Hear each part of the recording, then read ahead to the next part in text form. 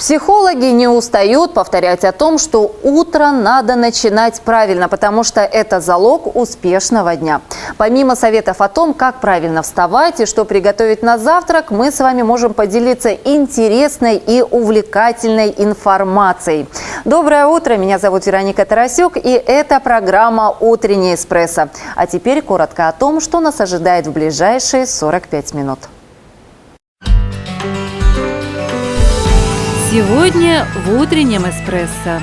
Лечить нельзя бояться. О новом стоматологии накануне Международного дня стоматолога.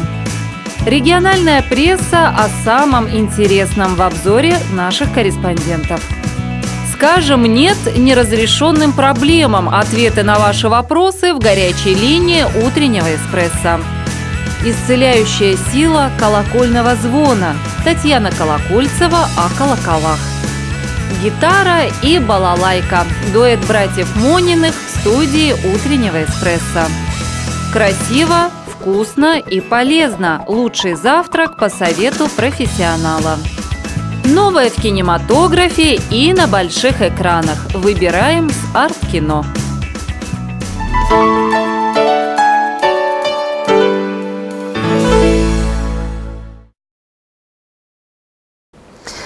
Сегодня 8 февраля, и это еще один день, который, согласно народным представлениям, расскажет о предстоящей весне. Федор студит. И снова все просто. Каков день, такой будет и весна. Метель в сегодняшний день как бы предупреждает, что с особой тщательностью необходимо будет позаботиться о кормах. Ветер на Федора к сырому году. А вот еще одно поверье, которое мы нашли. Если сегодня будет холодно, но сухо, значит нас ожидает жаркий август. Но обо всем этом мы узнаем позже. А сейчас о погоде на сегодня прогноз от синоптиков.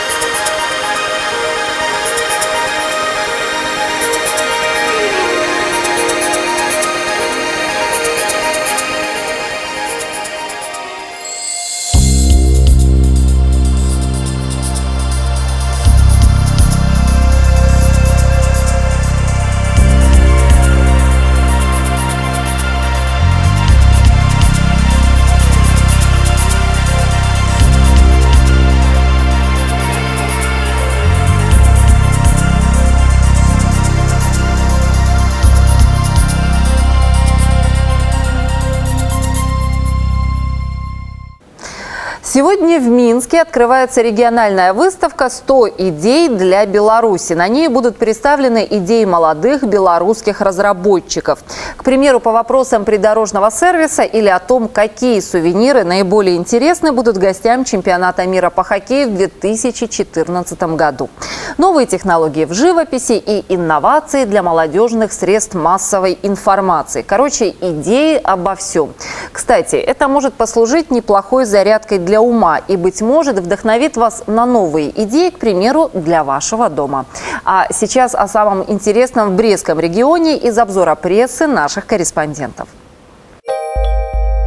Предприятие «Брест-Вторчермет» по многим показателям занимает лидирующие позиции. На его базе открыт первый в Беларуси сервисный металлоцентр. Впервые в области налажено производство малых форм из металла. А на текущей неделе спортивная команда предприятия заняла первое место в розыгрыше Кубка Беларуси по футзалу.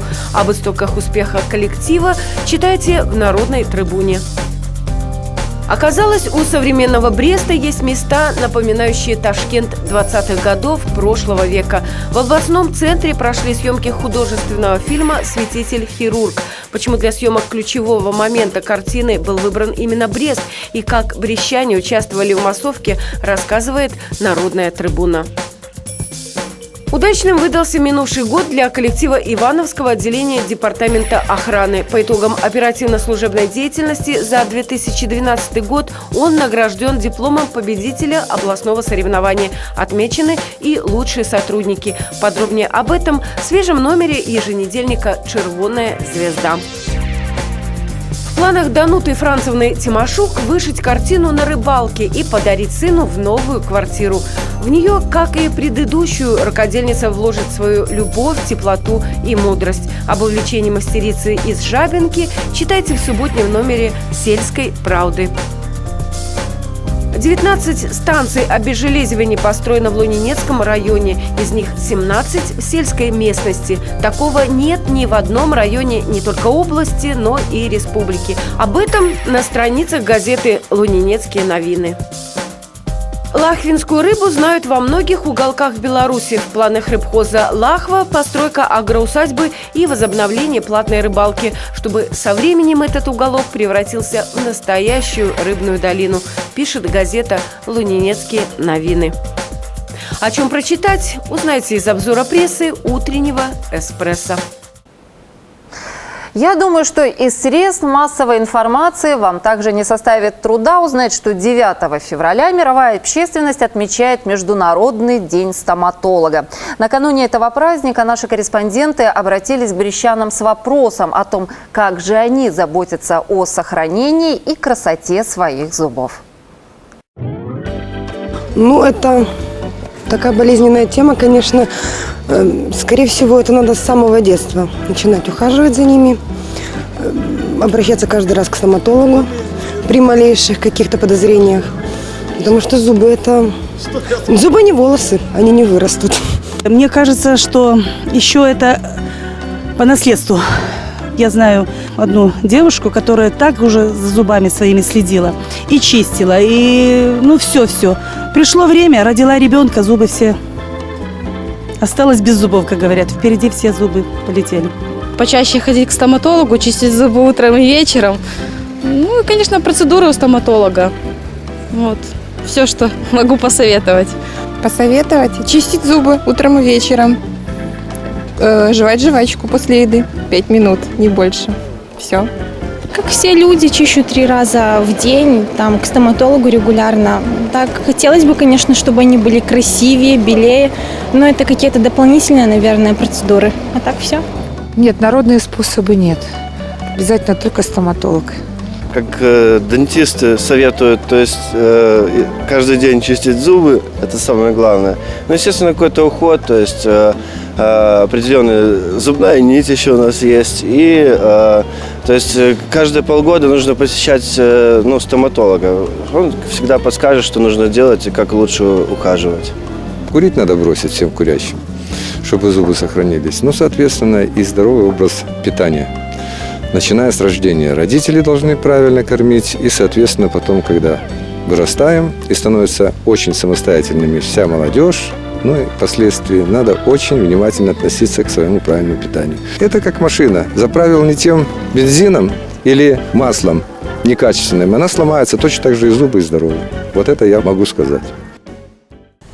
Мы только что узнали, как заботиться о сохранении своего здоровья брестчане, но обратимся к специалисту. Накануне Международного дня стоматолога в гостях утреннего «Эспрессо» заведующий филиалом номер 2 Брестской стоматологической поликлиники Комар Николай Аркадьевич.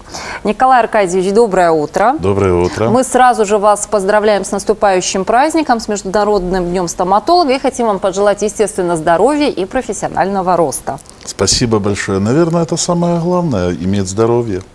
Николай Аркадьевич, раз уж мы с вами сегодня встретились, очень хочется узнать, появились ли в Бресте какие-нибудь инновационные технологии в сфере стоматологии? Да, появились. И, в принципе, немало этих технологий. Мы овладеваем новым, абсолютно новым методом лечения. Это вживление искусственных корней. Поверьте, это очень сложный процесс, очень длительный процесс, но это удобство.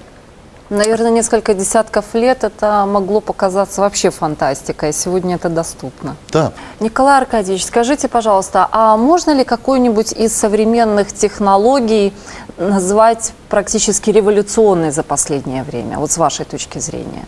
Да, есть такая методика, опять же, изготовления искусственных коронок из оксид циркония. Это действительно инновационная технология.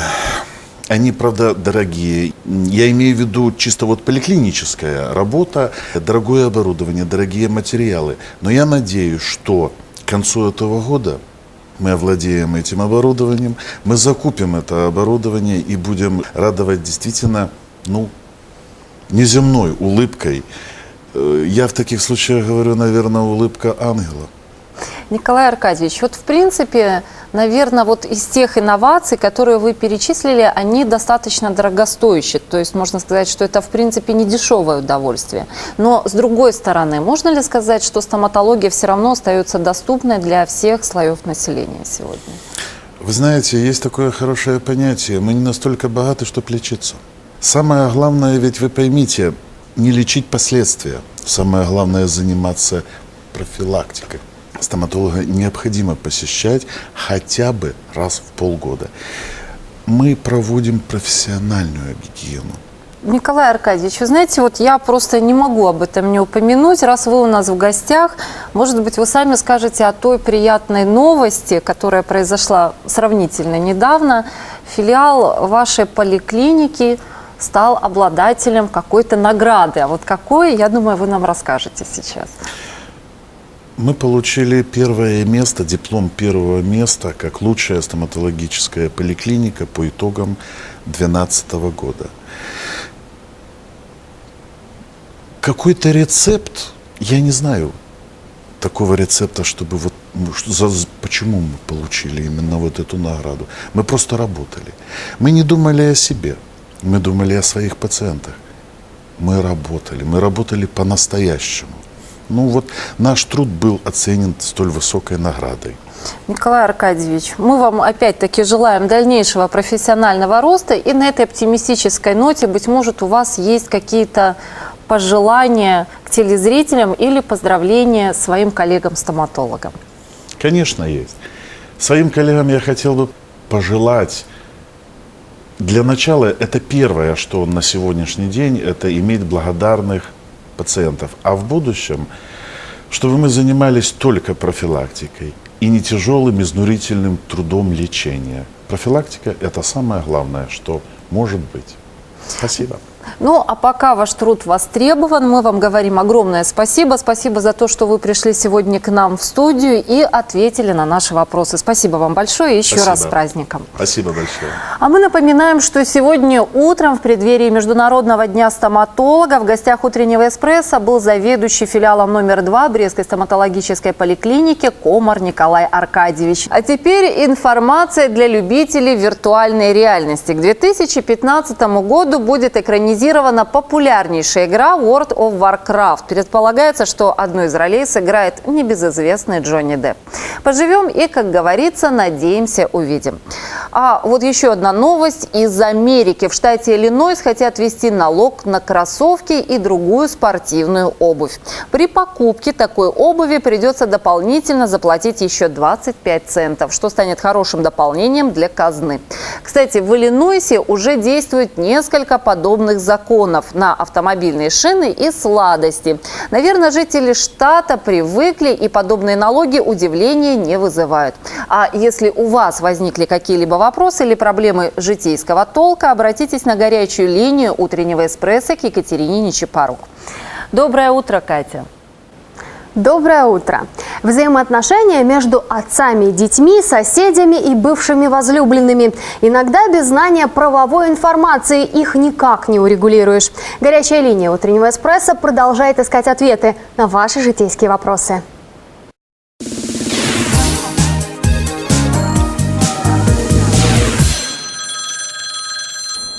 Вера – мать-одиночка и воспитывает 5-летнего сына. Недавно женщина встретилась с отцом своего ребенка, которого не видела более 5 лет. И у нее возник вопрос, имеет ли она право подать на алименты на нерадивого папашу. В этой ситуации разбираться в вопросе придется, начиная с формального установления отцовства.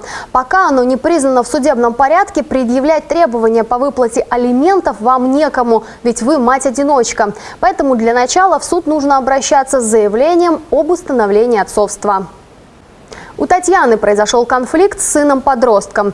По словам мальчика, недавно к ним в школу приходили представители ИДН, читали лекцию, отвечали на вопросы. По словам парня, инспекторы заявили, что с 15 лет подросток может находиться на улице в вечернее время суток, сколько ему вздумается, лишь бы при себе был паспорт. Татьяна в замешательстве, поскольку не может переубедить сына в обратном. Ее интересует, до какого же часа ее 15-летний сын может сам гулять на улице.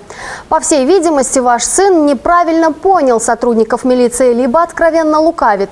Дело в том, что в Беларуси самостоятельно несовершеннолетние в возрасте до 16 лет на улице могут гулять лишь до 22:00. В остальное время с 23 до 6:00 все прогулки лишь в сопровождении родителей, опекунов или попечителей. Соседи не дают спокойствия ни днем, ни ночью. С таким криком души на горячую линию утреннего эспрессо обратилась Мария. С какого же времени запрещено шуметь, спрашивает женщина. Согласно правил пользования жилыми помещениями, содержание жилых помещений и вспомогательных жилого дома в Республике Беларусь, пользование телевизорами, радиоприемниками, магнитофонами и другими громкоговорящими устройствами допускается лишь при условии уменьшения слышимости до степени, не нарушающей покой жильцов жилого дома. А с 23 до 7 часов должна соблюдаться тишина. Это была горячая линия утреннего эспрессо. Мы продолжаем искать ответы на ваши вопросы. Удачного вам рабочего дня и до встречи.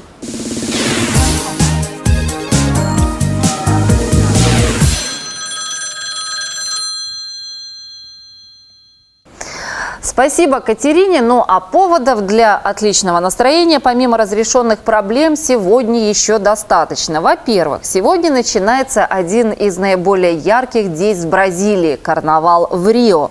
Множество ярких красок и просто искрометного настроения. В Новой Зеландии, в известном на весь мир винодельческом районе Мальборо, проходит винный фестиваль.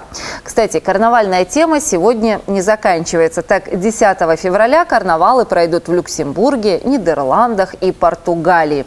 Так что не забывайте о хорошем настроении, а мы вам предлагаем узнать больше фактов и интересных событий в календаре утреннего эспрессо. 8 февраля 1816 года в полицейской операции впервые была задействована собака. В Шотландии при аресте преступной шайки, занимавшейся контрабандой виски, полицейскому помог бультерьер, надрессированный кидаться спереди на убегающих лошадей. Позже в Англии для борьбы с преступниками была введена новая порода служебной собаки – бульмастиф, отличавшийся от всех других ранее известных пород своим свирепым характером. В 1828 году в семье преуспевающего адвоката родился Жюль Верн. Следуя по стопам отца, Верн получил образование юриста. Позже, под влиянием Дюма отца и сына, а также Виктора Гюго, Жюль начал писать пьесы. Первый фантастический рассказ «Путешествие на воздушном шаре» Верн написал в 23 года. Всего им написано 66 романов. Наиболее известные «Вокруг света за 80 дней», «20 тысяч лье под водой» и другие. В 1834 году недалеко от Тобольска появился на свет Дмитрий Иванович Менделеев. Был 14-м ребенком в семье и воспитывался одной матерью. Открытие Менделеевым периодического закона стало одним из самых выдающихся достижений человеческой мысли. В его честь назван элемент номер 101 – Менделеевий. Его имя носят многие географические объекты, музеи, учебные заведения, населенные пункты и улицы. В этот же день, в 1910 году, в Чикаго была создана организация американских бойскаутов. Слово «скаут» переводится с английского как «разведчик». Скаутская эмблема – лилия. 3 лепестка символизируют 3 элемента скаутской клятвы – долг перед собой, перед ближними, перед Богом. Скауты во всем мире совершают рукопожатие левой, а не правой рукой, что является знаком особой дружбы и веры. 8 февраля 1984 года начались 14-е зимние Олимпийские игры в городе Сараево, столице Республики Босния и Герцеговина, входящей в состав единого тогда государства Югославия. В неофициальном зачете вперед вырвалась команда ГДР, завоевав 24 медали. У команды СССР 25 наград, 6 из них – золотые. Третьими стали американцы. Белорусская лыжница Тамара Маркашанская в гонке на 20 километров заняла 13 место.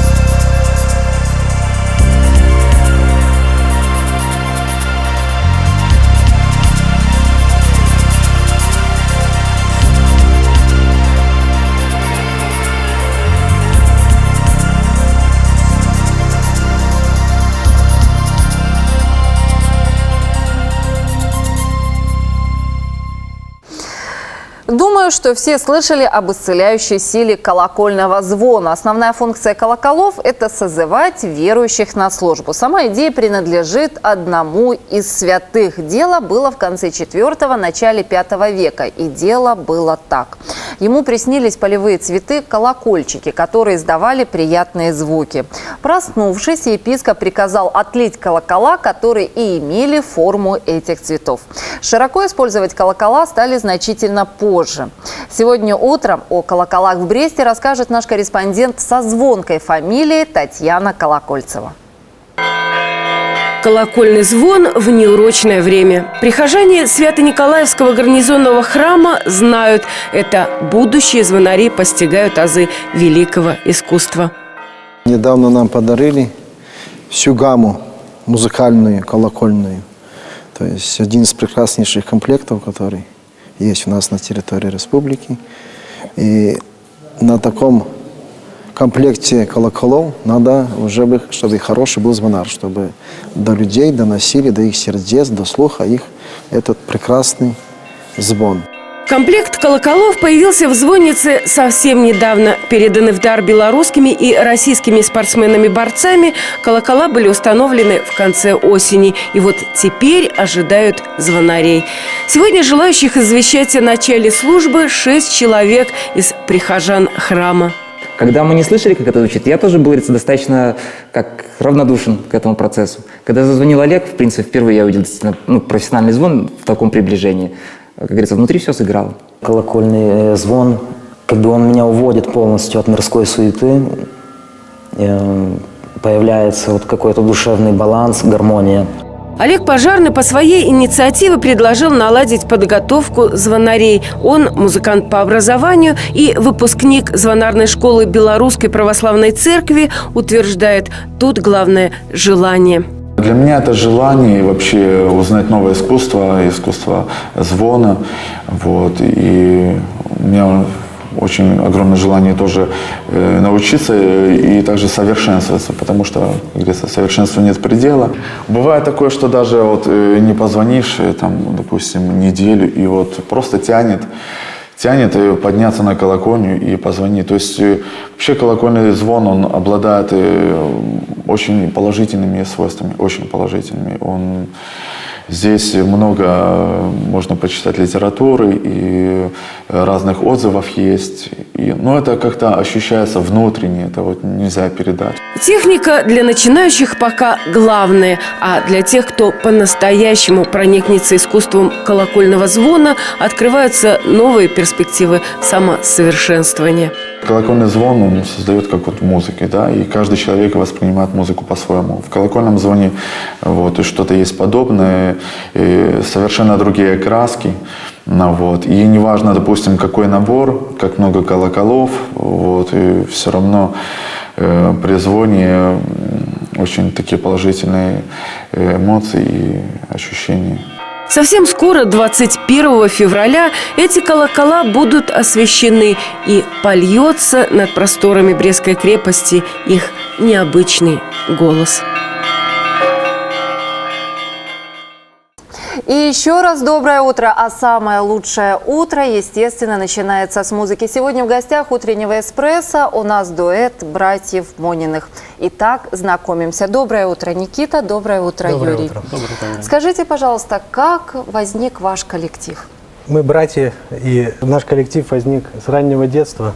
Вот, в теперешнем виде, как он существует, в общем-то, мы играем недолго.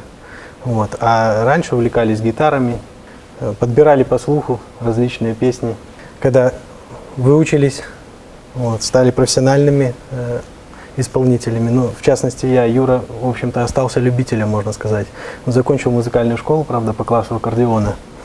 Вот, а я закончил музыкальное училище в городе Барановичи, потом консерваторию и занимаюсь профессионально исполнительством на балалайке. Скажите, пожалуйста, а вот есть ли какие-то особенности сочетания вот этих двух инструментов? Тяжело ли или легко сочетать одновременно балалайку и гитару?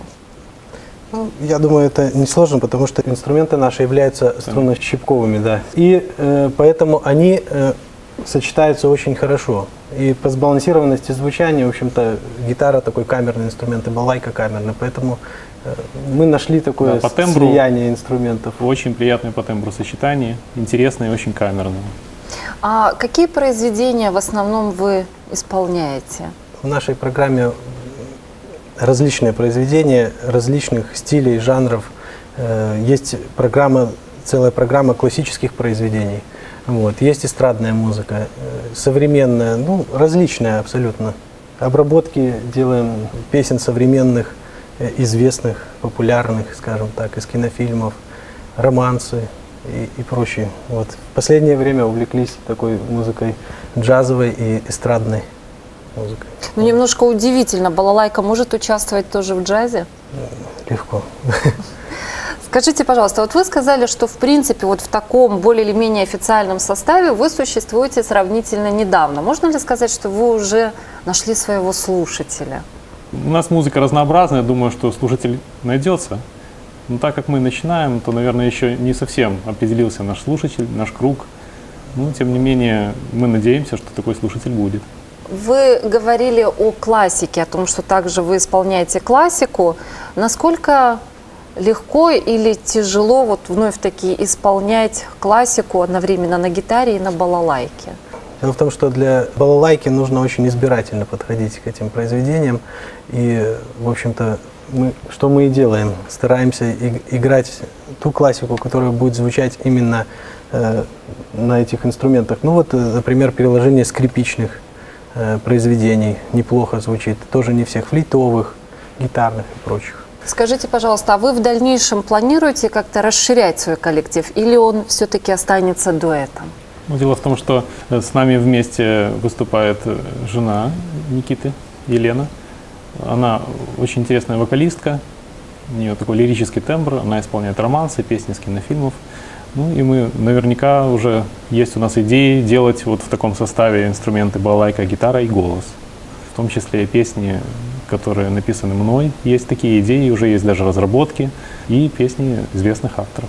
Никита, Юрий, я думаю, это было бы категорически неправильно, если бы мы вас пригласили сегодня утром и так и не услышали звучание ваших инструментов. Мы сыграем Альберт Фоссен «Карусель».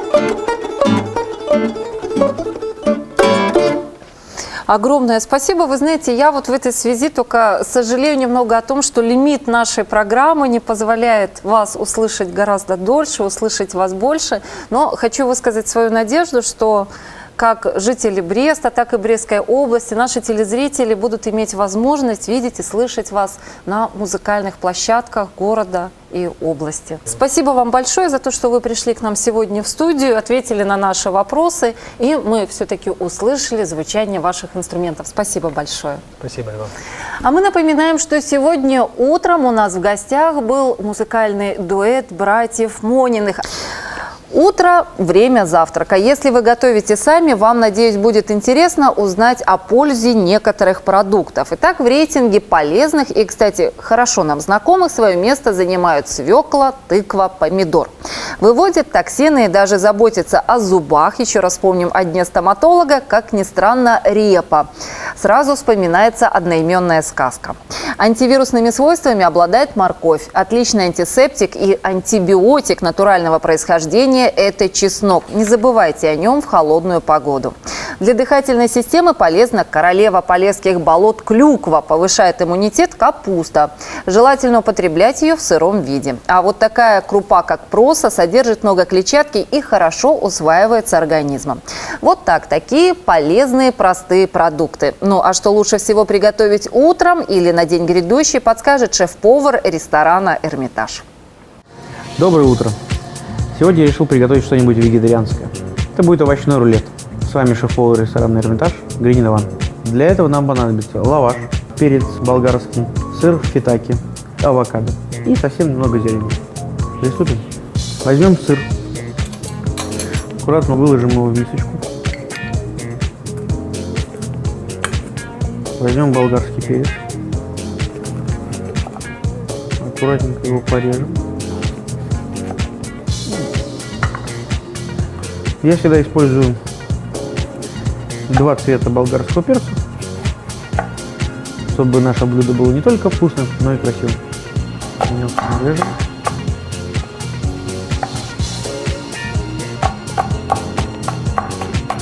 Перец мешаем с сыром.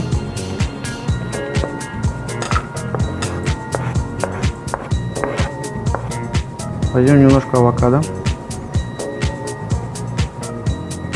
Нарежем его мелко, соломкой.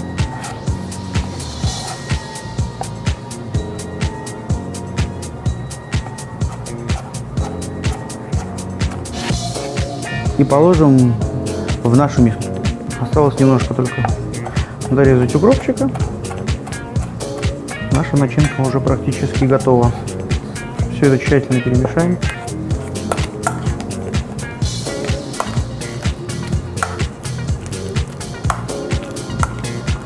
Все, начинка наша готова. Возьмем лаваш. Его осталось только подогреть. Выкладываем его на сковородочку. На сковородку не наливайте масло, чтобы лаваш не был жирным. А так он будет более эластичным. Греем до тех пор, пока лаваш не станет горячим, но чтобы не начал жариться. Выкладываем нашу начинку. Аккуратно размазываем по всему нашему лавашу. Тщательно. Заворачиваем.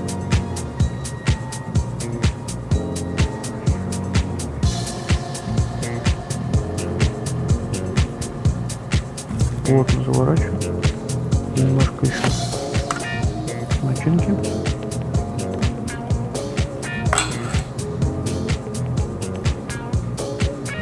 Так, плотно свернули.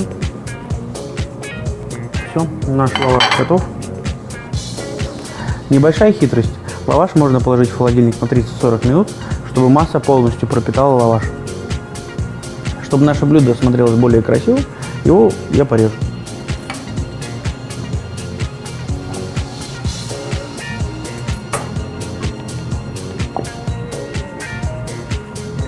Итак, наше вегетарианское блюдо готово. С вами был шеф-повар ресторана «Эрмитаж» Гринин Иван. Приятного дня, приятного аппетита.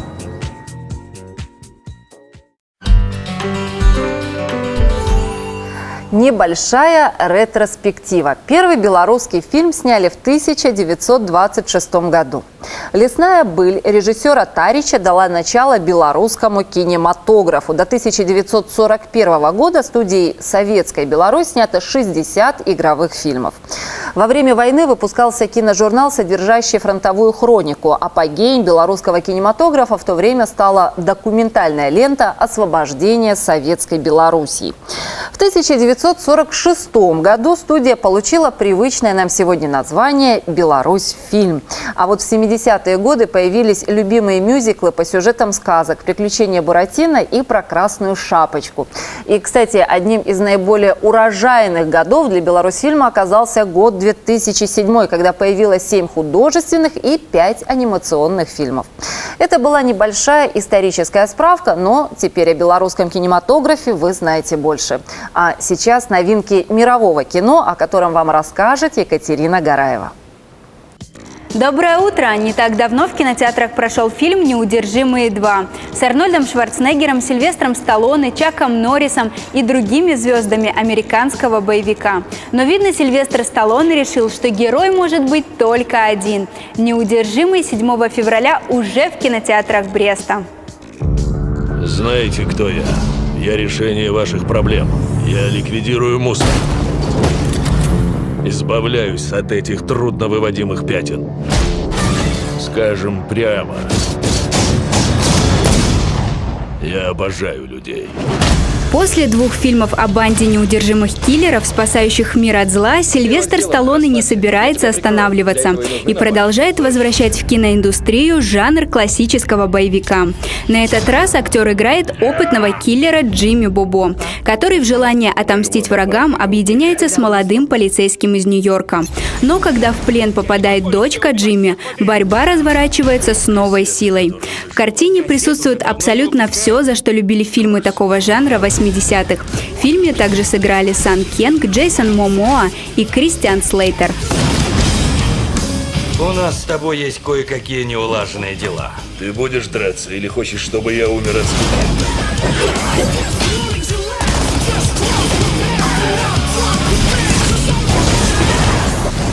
Да, я помню, что ты говорил, нужно было его арестовать.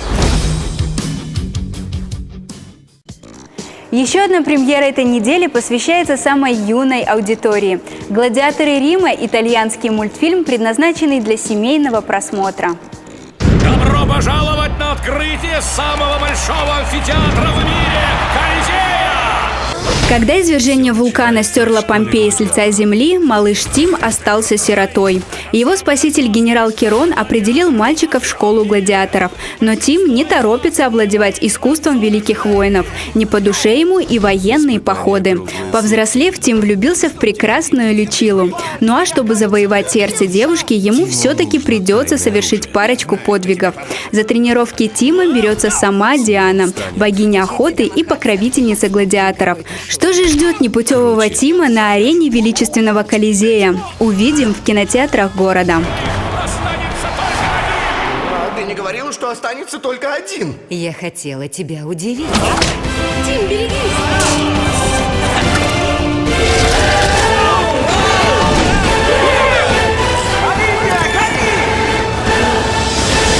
Гладиаторы Рима в 3D. Жареные куриные ножки с салатом «Цезарь». Ну, хоть звучит по-человечески. Смотрите на всех аренах страны с 7 февраля. Приятного вам просмотра!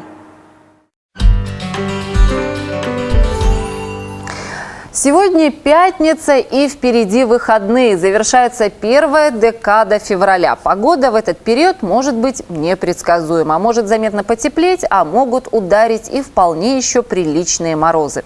Так вот, на выходных картина следующая. Небо будет затянуто облаками. В субботу осадков практически не ожидается. Но вот в воскресенье пройдет небольшой снег. Температура опустится до 3 градусов мороза. Ветер на выходных северо-западный порывами до 7 метров в секунду. Такой прогноз синоптики дают на завтра-послезавтра. А о погоде на сегодня узнаем прямо сейчас.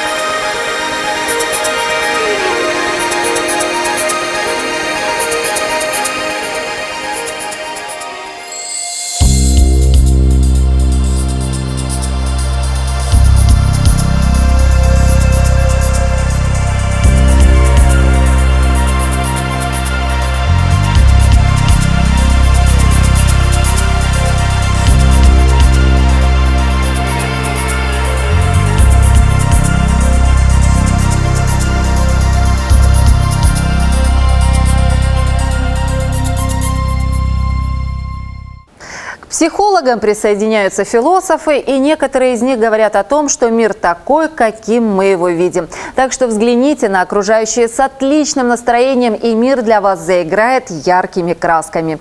Меня зовут Вероника Тарасюк. Это была программа «Утренний эспрессо». Приятных выходных. До встречи на следующей неделе.